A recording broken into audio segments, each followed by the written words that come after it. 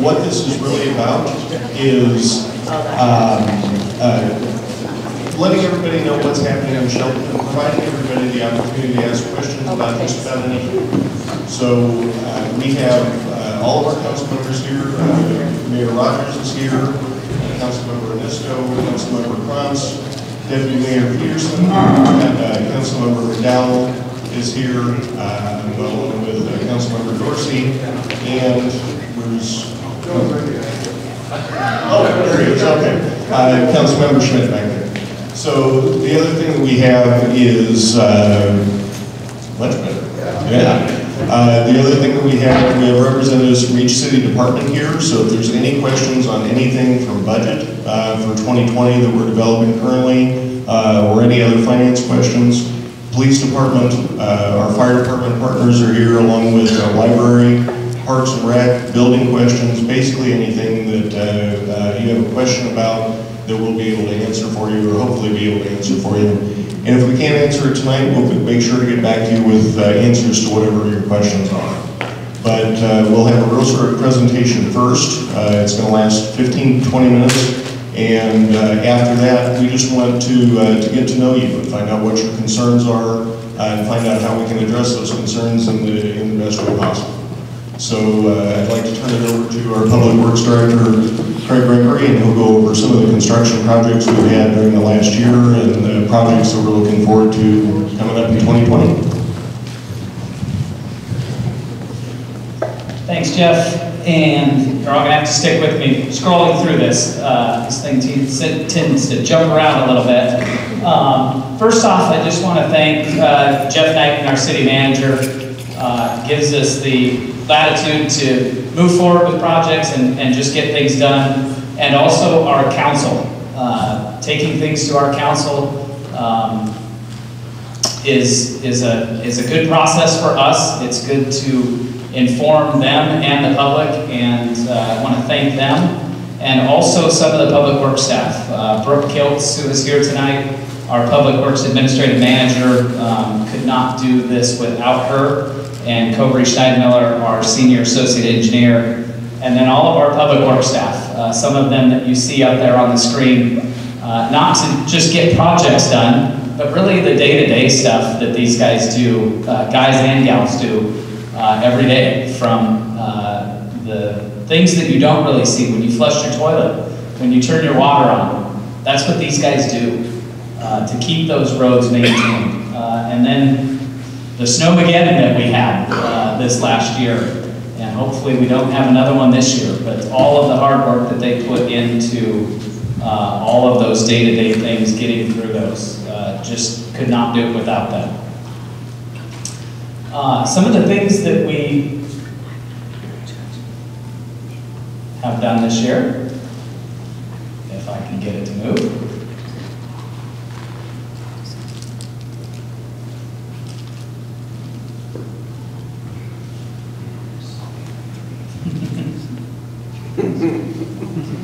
This is awesome.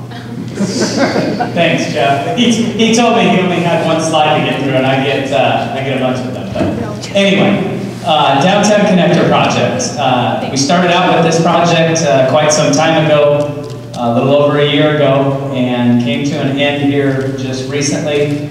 And this project was something, at least for me, dear to my heart.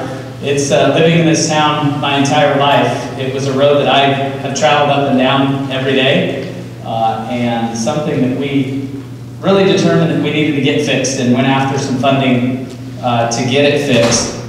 And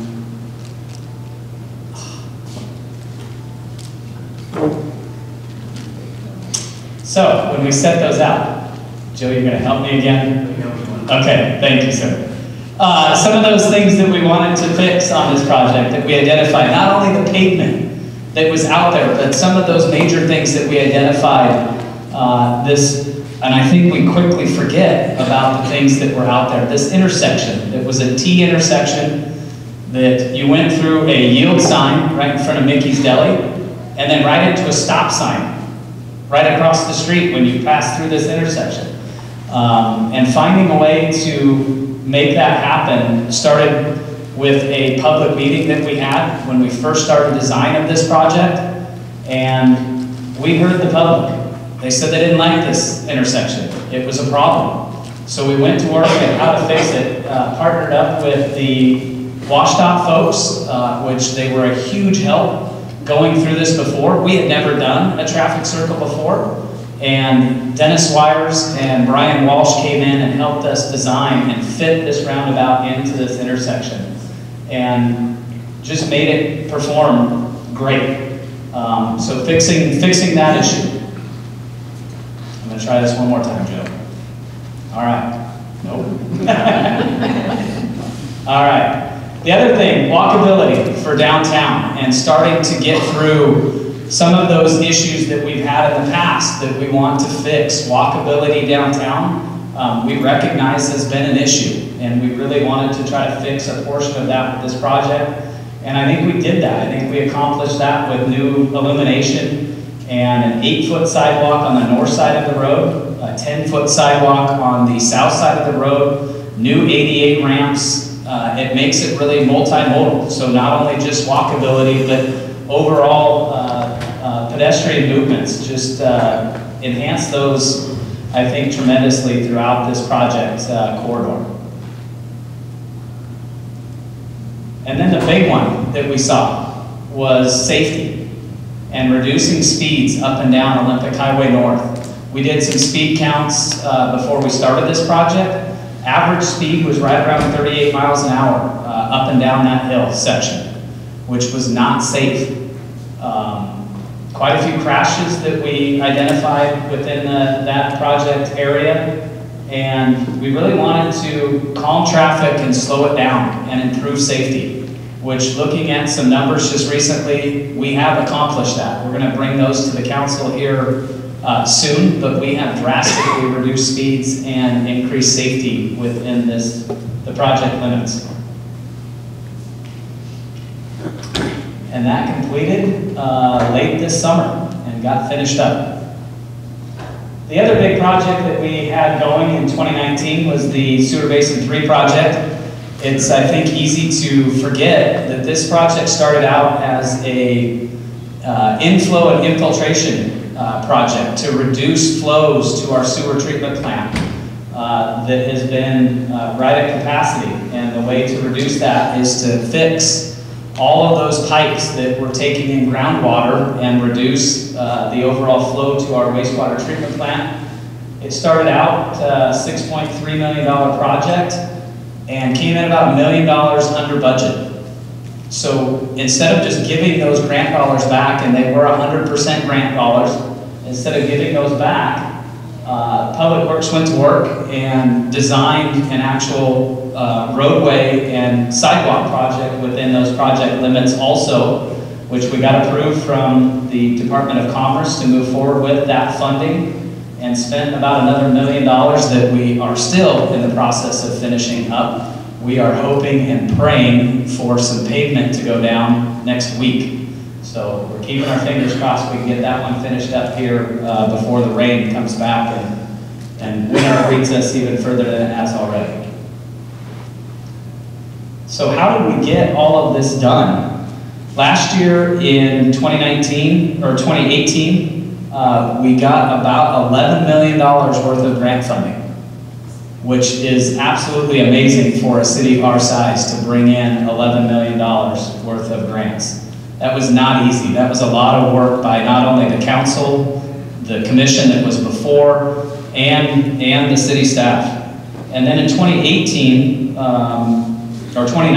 we brought in about $2.6 million, a list of the grants that we've secured already this year, some major projects that are coming that will be funded by those grant dollars. The Western Gateway project, which we will be talking about next week, next Wednesday night at 6 o'clock here. It'll be another open forum to get ideas from the public, from you, to see what you would like to have that project look like. Design elements of that project. We're here to serve you and see what you want to see out there on Railroad Avenue. This will be from 7th Street out to Pacific Court at the city limits. And some of the other major projects that we have coming, the real big one is the closeout of the C Street landfill. We are very close to getting a design approved by Department of Ecology, and we'll move forward with construction on that project very, very soon, moving forward for us. I think that wraps it up for me, and I'll hand it back over to City Manager Knight. Thanks so much. So one thing I did forget to mention that I should have mentioned during my introduction was we are next month paying off the Civic Center. So we had a bond on this this piece of property, this building that we will be paying that off in November, make the final payment to celebrate that. We have chocolate cake in the back. It's not a 7-layer cake as some had requested, but it is chocolate. And we'll make 7 layers out of it if anybody wants it that way. So the next couple of things I wanted to mention here, I'll see if I can get the, oh hey, look, it worked for me. The community development projects that we did, we were able to accomplish with our partners in the private sector. Last year, we had permits for the L&O mixed plate. That's a new addition coming to Walmart. It's a $200,000 investment in our community, and it's anticipated to be completed next month in November. We had the new McDonald's restaurant that I'm sure everybody has driven by on a couple of occasions, opened in January of this year. That was a $675,000 investment in Shelton. And we have the new storage facility that is part of the Olympic Gateway Plaza, another $750,000 or about $700,000 investment in the community. Another one we're working on, Olympic title and escrow right down here on Railroad, and slightly under $1 million investment there, and a new mental health care facility, a reuse of a vacant space. There's approximately 60 employees that are going to go along with that. And about $2.5 million invested into our community. The bottom floor for that one is expected to be open next month as well, and we'll continue working with the provider there to open up the second floor, to get that open to help serve the community here. And then we had Shelton Springs subdivision. That was 68 new houses, and the last certificate occupancies are going to be issued for those houses before the end of November this year. Next year, we have the new facilities at Shelton High School. Well, not next year, again with this year, but we have the new facilities for Shelton High School. $17 million invested in that. Part of that is with the help of the community voting to approve the bonds, and we appreciate our partnership with the school district as well as the community to help provide those facilities for the people that live here. Another $15 million invested for Mountain View Elementary School. First day of school was in September last month. It's 57,000 square feet of new space. The Mason General Medical Office building is another 60,000 square foot of space. About $20 million invested in our community, and hopefully anticipated opening in early 2020. I can't give you an exact date on that yet, but they are working on it just about every day. We have a new elementary school gym for Bordeaux Elementary School. Construction started this month, and that should be wrapped up in 2020.